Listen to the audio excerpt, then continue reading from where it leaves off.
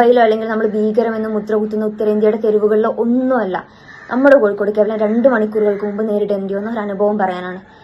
ഇതിനൊരു പരിഹാരം കാണാതെ അല്ലെങ്കിൽ ഇത്തരം റാക്കറ്റുകൾക്കെതിരെ നടപടിയെടുക്കാതെ നമുക്ക് ഉത്തരേന്ത്യയിൽ കൊല്ലപ്പെടുന്ന പെൺകുട്ടികൾക്ക് വേണ്ടി ഐക്യദാർഢ്യം പ്രഖ്യാപിക്കാൻ അല്ലെങ്കിൽ മെഴുകുതിരി കത്തിക്കാൻ ഒരു അർഹതയുമില്ല എന്നുള്ളതാണ്.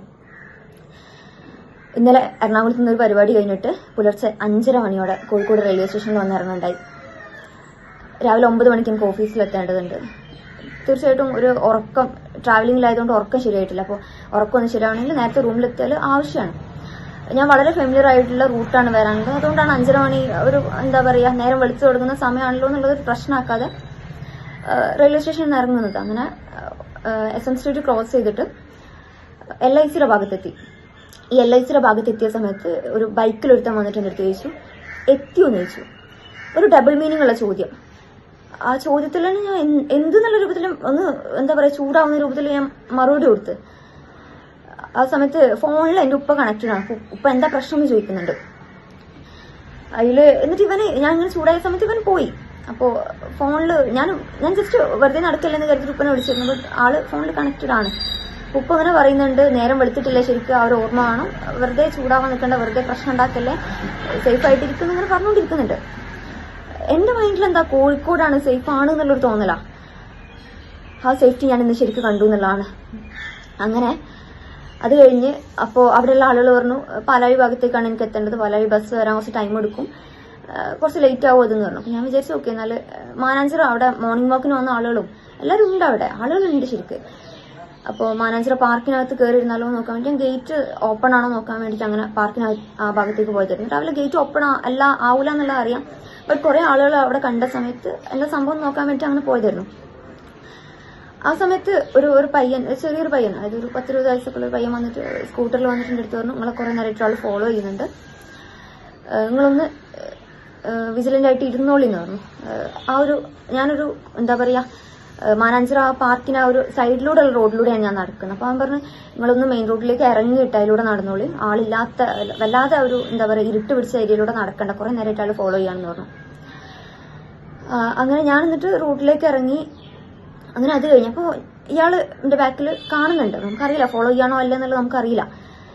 അങ്ങനെ എന്തായാലും ആ പയ്യൻ വണ്ടി തിരിച്ചു വന്നിട്ട് ഇത് പറഞ്ഞ് ആള് പോയി. നല്ല ഉദ്ദേശത്തിൽ പറഞ്ഞതാണ്, ആൾക്ക് നല്ല ഉദ്ദേശത്തിൽ പറഞ്ഞു തന്നെയാണ്. അപ്പൊ അങ്ങനെ ആള് പോയി. അത് കഴിഞ്ഞ് ഞാൻ പിന്നെയും ഈ ബസ് സ്റ്റോപ്പിൽ വന്ന് നിന്നു. സത്യം പറഞ്ഞാൽ ഞാൻ ആകെ പാനിക്ഡ് ആയിരുന്നു. ഞാൻ എന്നിട്ട് ബസ് സ്റ്റോപ്പിൽ വന്ന് നിന്നു. അതിൽ ഞാൻ നേരത്തെ പറഞ്ഞ എത്തിയോന്ന് ചോദിച്ച ആളുണ്ടല്ലോ, ആള് വീണ്ടും വരുന്നു. വീണ്ടും വന്നിട്ട് ചോദിക്കാണ് ലിഫ്റ്റ് വേണമെന്ന്. ഈ സമയത്ത് ഞാൻ നന്നായിട്ട് ചൂടായി. എനിക്ക് എന്താണ് തന്റെ ഉദ്ദേശം എന്നുള്ള രൂപത്തിൽ നന്നായിട്ട് ചൂടായി. അങ്ങനെ അയാൾ ഇത് കേട്ട് അയാള് അവിടുന്ന് പോവാണ്. അപ്പൊ ഞാൻ വിചാരിച്ചു ഇതോടെ തീർന്നു. ഈ ഒരു സമയത്തേക്ക് തന്നെ ഞാൻ നന്നായിട്ട് പേടിച്ചിരുന്നു. നന്നായിട്ടൊരു വല്ലാത്തൊരു ആദ്യമായിട്ടാണ് ഇങ്ങനൊരു സംഭവം. പല സ്ഥലങ്ങളിലൂടെ യാത്ര ചെയ്തിട്ടുണ്ട്. നോർത്ത് ഇന്ത്യയിലൂടെ ഒക്കെ തനിച്ചും അല്ലാതെയായിട്ട് ഒരുപാട് യാത്രകൾ നടത്തിയിരുന്നു. പക്ഷെ ഇന്ന് വരെ ഇങ്ങനെ ഒരു അനുഭവം എവിടെ ഒന്നും ഉണ്ടായിട്ടില്ല എന്നുള്ളതാണ്. രാവും പകലും നോക്കാതെ പോണ്ടിച്ചേരിയിൽ ജീവിച്ചിട്ടുണ്ട്. പക്ഷെ ഒരു സ്ഥലത്തുനിന്ന് പോലും ഇത്രമാത്രം അധപതിച്ചൊരു അനുഭവം ഉണ്ടായിട്ടില്ല. അങ്ങനെ രണ്ടാമത് ഇയാള് വന്നുപോയി. അതോടെ തീർന്നു ഞാൻ വിചാരിക്കുന്നു. പക്ഷെ വീണ്ടും വരികയാണ്. വീണ്ടും വന്നിട്ട് ഈ സെയിം സാധനം വേണമെങ്കിൽ ഞാൻ കൊണ്ടാക്കി തരാന്നുള്ള ഒരു സാധനം വന്നിട്ട് ഒരു നിസ്സഹായാവസ്ഥയുടെ അങ്ങേയറ്റായിരുന്നു നിന്ന്. വീണ്ടും ഇയാളോട് ആകെ ഷൗട്ട് ചെയ്യുക. അത് കഴിഞ്ഞിട്ട്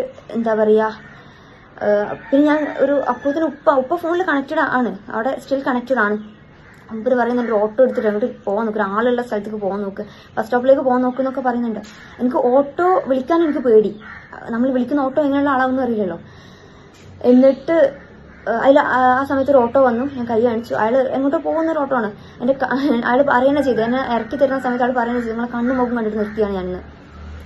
അത്രക്കും ഞാൻ ആകെ ടെൻഷനായി പോയിരുന്നു. അങ്ങനെ അയാള് വണ്ടി നിർത്തി എന്നെ ബസ് സ്റ്റോപ്പിൽ. ഞാൻ പറഞ്ഞു, എന്നെ ആളുകളുടെ ഇടയിൽ കൊണ്ടാക്കി തന്നാൽ മതി. അങ്ങനെ അയാള് ബസ് സ്റ്റോപ്പിൽ അവിടെ ഇറക്കി തന്ന്. പിന്നെ ഇന്ന് ഈ വീഡിയോ ചെയ്യുന്ന ഈ നേരം വരെ എന്റെ ഷോക്ക് മാറിയിട്ടില്ല എന്നുള്ളതാണ്. ജീവിതത്തിൽ ആദ്യമായിട്ടാണ് ഇങ്ങനൊരു അനുഭവം, അത് കോഴിക്കോട്ടങ്ങാടിയിൽ നിന്ന്. പറയാനുള്ളത് ഗവൺമെന്റിനോടാണ്. Woman and child welfare department എന്നത് നോക്കുകുത്തിയായിട്ട് ഇരിക്കേണ്ട ഒരു സംവിധാനമല്ല. ഇതിനെതിരെ കൃത്യമായിട്ട് ഇടപെടുക എന്നുള്ളത് നിങ്ങളുടെ ഉത്തരവാദിത്വമാണ്.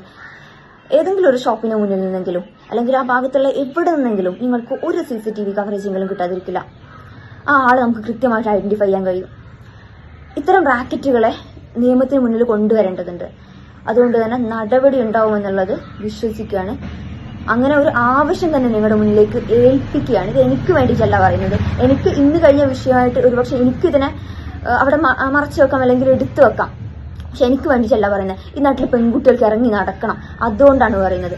ഈ നാട്ടിൽ നമ്മുടെ നാടിന്റെ ആവശ്യമാണിത്. ഇവിടെ പെൺകുട്ടികൾക്ക് ഇറങ്ങി നടക്കാനുള്ള ഒരു സ്വാതന്ത്ര്യം ഉണ്ടാവുക എന്നുള്ളത് നാടിന്റെ ആവശ്യമാണ്. ഞാൻ പറയുന്നത് രാത്രി 2 മണിയിലെ 3 മണിയിലെ കാര്യം പോലും അല്ല. പുലർച്ചെ നേരം വെളുത്തു തുടങ്ങുന്ന ഒരു സമയത്ത്, ആളുകൾ പുറത്തിറങ്ങുന്ന ഒരു സമയത്ത്, ഈ സമയത്ത് ഇങ്ങനെയാണെങ്കിൽ നിങ്ങൾ നട്ടപ്പാതിയുടെ അവസ്ഥയൊന്ന് ആലോചിച്ച് നോക്കൂ. ഈ നാട്ടില് നമുക്ക് എന്തെങ്കിലും ഒരു സേഫ്റ്റി ഉണ്ട് എന്നുള്ളത് നമുക്ക് പറയാൻ കഴിയണം. ഞാൻ സംസാരിക്കുമ്പോൾ എന്റെ ഭാഷ പതറി പോകുന്നുണ്ട്, എന്റെ വാക്കുകൾ പതറി പോകുന്നുണ്ട്, ഞാൻ ഇടറി പോകുന്നുണ്ട്. കാരണം ഞാൻ സ്റ്റിൽ ആ ഷോക്കിലാണ് നിൽക്കുന്നത്. ഒറ്റ കാര്യം പറയാനുള്ളൂ, ഇതിനെതിരെ ഒരു ചെറുവിരൽ അനക്കാൻ കഴിയുന്നവർ അങ്ങനെ ചെയ്യണമെന്ന് മാത്രം ഒരു അപേക്ഷയായിട്ട് പറഞ്ഞു വെക്കുകയാണ്.